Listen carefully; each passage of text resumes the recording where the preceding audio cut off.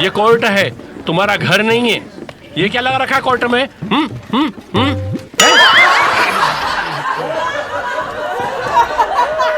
हाँ, तो तुम दोनों को तलाक चाहिए? हाँ।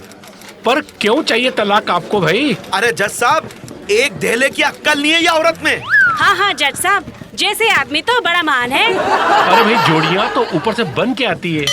आखिर तुम दोनों अलग अलग रहना क्यों चाहते हो? क्यों चाहते हो? अरे दोनों एक दूसरे के विपरीत हैं, विपरीत। मैं दिन हूँ तो ये रात है, मैं पानी हूँ तो ये आग है, मैं पूरब तो ये पश्चिम।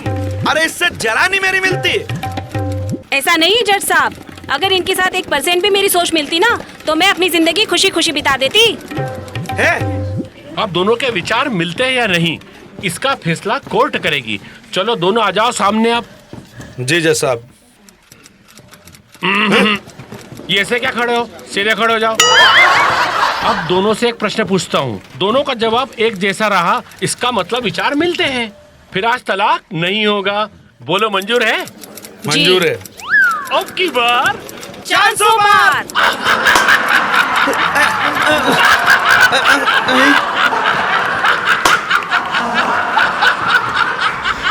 जी हाँ, आपके आपसी मतभेद कितने भी हों, भाई देश के लिए तो सबका एक ही मत है।